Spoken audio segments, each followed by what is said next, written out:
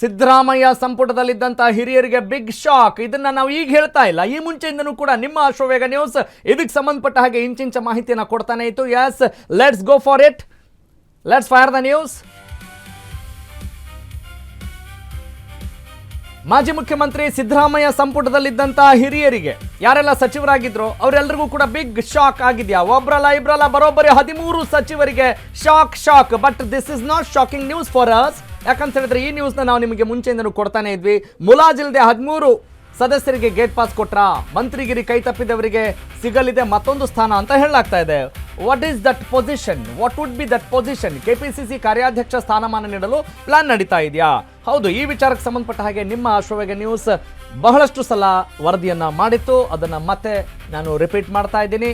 ಯಾರಿಗೆ ಮಂತ್ರಿ ಸ್ಥಾನ ಸಿಕ್ಕಿಲ್ವೋ ಅವರು ಪಕ್ಷ ಸಂಘಟನೆ ಮಾಡಲಿ, ಕಾರ್ಯಾಧ್ಯಕ್ಷ ಸ್ಥಾನವನ್ನು ಕೊಡೋಣ ಅನ್ನುವ ಒಂದು ತೀರ್ಮಾನ ಮಾಡಿದಂಗೆ ಕಾಣ್ತಾ ಇದೆ. ಸಿದ್ದರಾಮಯ್ಯ ಸಂಪುಟದಲ್ಲಿದ್ದಂಥ ಅನೇಕ ಹಿರಿಯರಿಗೆ ಬಿಗ್ ಶಾಕ್. ಒಬ್ರಲ್ಲ ಇಬ್ರಲ್ಲ, 13 ವ್ಯಕ್ತಿಗಳಿಗೆ, 13 ವ್ಯಕ್ತಿತ್ವಗಳಿಗೆ ಶಾಕ್ ಕೊಡಲಾಗಿದೆ. ಆದರೆ ಈಗ ಶಾಕಿಂಗ್ ನ್ಯೂಸ್ ಅವ್ರಿಗೂ ಕೂಡ ಶಾಕ್ ಆಗ್ತಾ ಇದೆಯಾ, ಬೇಜಾರಾಗ್ತಾ ಇದೆಯಾ, ಅಥವಾ ಮುಂದಿನ ದಿನಗಳಲ್ಲಿ ಚೆನ್ನಾಗಿ ಪಕ್ಷ ಸಂಘಟನೆ ಮಾಡಬೇಕು ಅನ್ನೋ ಉದ್ದೇಶ ಇದೆಯಾ? ಹೀಗೆ ಈ ಎಲ್ಲವನ್ನೂ ಕೂಡ ನಾವು ನೋಡಬೇಕಾದಂಥ ಒಂದು ಅನಿವಾರ್ಯತೆ ಇದೆ.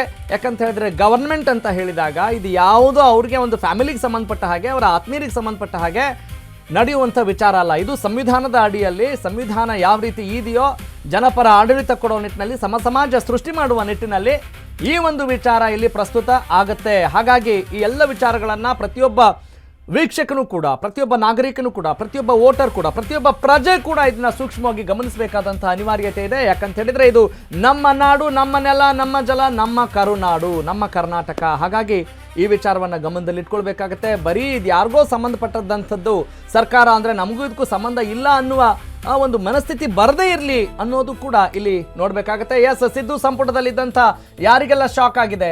ಮುಧೋಳ ಕ್ಷೇತ್ರದ ಆರ್.ಬಿ. ತಿಮ್ಮಾಪುರ್, ದಿನೇಶ್ ಗುಂಡೂರಾವ್, ಬೆಳಗಾವಿ ಗ್ರಾಮೀಣ ಕ್ಷೇತ್ರದ ಲಕ್ಷ್ಮೀ ಹೆಬ್ಬಾಳ್ಕರ್ ಅವರಿಗೆ ಈಗ ಡಿ.ಕೆ ಸಂಪುಟದಲ್ಲಿ ಸಚಿವ ಸ್ಥಾನ ಸದ್ಯಕ್ಕೆ ಸಿಕ್ಕಿಲ್ಲ. ಟಿ. ನರಸೀಪುರದ ಡಾಕ್ಟರ್ ಎಚ್.ಸಿ. ಮಹದೇವಪ್ಪ ಸಿದ್ದರಾಮಯ್ಯನವರ ಆತ್ಮೀಯರಾದಂಥವರು, ಸಿದ್ದು ಸಂಪುಟದಲ್ಲಿದ್ದಂಥವರು. ಆಮೇಲೆ ಬೀದರ್ನ ರಹೀಂ ಖಾನ್ ಆಗಿರಬಹುದು, ಎನ್.ಸಿ. ಸುಧಾಕರ್, ಚಿಂತಾಮಣಿ ಎನ್.ಸಿ. ಸುಧಾಕರ್, ಇನ್ನು ಶಹಾಪುರದ ಶರಣಬಸಪ್ಪ ದರ್ಶನಾಪುರ ಆಗಿರ್ಬೋದು, ಇವರೆಲ್ಲರಿಗೂ ಕೂಡ ಸಿದ್ದು ಸಂಪುಟದಲ್ಲಿ ಒಂದು ಸಚಿವ ಸ್ಥಾನಮಾನ ಸಿಕ್ಕಿತ್ತು. ಅವ್ರಿಗೆ ಆದಂಥ ಒಂದು ಜವಾಬ್ದಾರಿ ಇತ್ತು. ಬಸವನ ಬಾಗೇವಾಡಿಯ ಶಿವಾನಂದ ಪಾಟೀಲ್ ಕೂಡ ಆ ಸಾಲಿನಲ್ಲಿ ಬರ್ತಾರೆ. ದಾವಣಗೆರೆ ಉತ್ತರ ಕ್ಷೇತ್ರದ ಎಸ್ ಮಲ್ಲಿಕಾರ್ಜುನ್ ಈಗ ಕೊನೆ ಕ್ಷಣದಲ್ಲಿ ಏನಾದರೂ ಸಿಗ್ಬೋದಾ ಸಿಗಲ್ವಾ ಗೊತ್ತಿಲ್ಲ, ಆದರೆ ಸದ್ಯಕ್ಕಂತೂ ಸಿಕ್ಕಿಲ್ಲ. ಪರಿಷತ್ ಸದಸ್ಯ ಎನ್.ಎಸ್. ಬೋಸರಾಜ್ ಅವರು ಕೂಡ ಮಂತ್ರಿಯಾಗಿ ಸ್ಥಾನವನ್ನು ಅಲಂಕರಿಸಿದಂಥವರು. Yes, I have repeated. Dinesh Gundu Rao ಅವರು ಕೂಡ ಆ ಪಟ್ಟಿಯಲ್ಲಿ ಬರ್ತಾರೆ. ಇನ್ನು ಮಧುಗಿರಿಯ ಕೆ.ಎನ್. ರಾಜಣ್ಣ ಅವ್ರಿಗೂ ಕೂಡ ಮಂತ್ರಿಗಿರಿ ಸಿಗುತ್ತಾ ಸಿಗಲ್ಲ, ಒಟ್ಟಿನಲ್ಲಿ ಇವ್ರ ಪರವಾಗಿ ಬ್ಯಾಟ್ ಮಾಡಿದ್ದಂತೂ ಸುಳ್ಳಲ್ಲ ಅನ್ನುವ ಮಾಹಿತಿ ಇದೆ ಸಿದ್ದರಾಮಯ್ಯನವರು. ಗದಗ ಕ್ಷೇತ್ರದ ಹಿರಿಯರು ಎಚ್.ಕೆ. ಪಾಟೀಲ್ ಅವ್ರಿಗೂ ಕೂಡ ಈ ಬಾರಿ ಸಚಿವ ಸ್ಥಾನ ಸಿಗ್ತಾ ಇಲ್ಲ, ಸದ್ಯಕ್ಕೆ ಸಿಕ್ಕಿಲ್ಲ. ಏನು ಬೇಕಾದರೂ ಆಗ್ಬೋದು. ಕೆ. ವೆಂಕಟೇಶ್ ಪಿರಿಯಾಪಟ್ಟಣದಿಂದ. ಎಸ್, ಈ ಎಲ್ಲ ನಾಯಕರಿಗೆ, ಸೋ ಕಾಲ್ಡ್ ಕಾಂಗ್ರೆಸ್ ಲೀಡರ್ಸಿಗೆ ಸಚಿವ ಸ್ಥಾನ ಸದ್ಯಕ್ಕೆ ಸಿಕ್ಕಿಲ್ಲ. ಯಾರ ಸಂಪುಟದಲ್ಲಿ ಸಿಕ್ಕಿಲ್ಲ? ಡಿ.ಕೆ. ಶಿವಕುಮಾರ್ ಸಂಪುಟದಲ್ಲಿ ಸಿಕ್ಕಿಲ್ಲ. ಯಾರ ಸಂಪುಟದಲ್ಲಿ ಸಿಕ್ಕಿತ್ತು?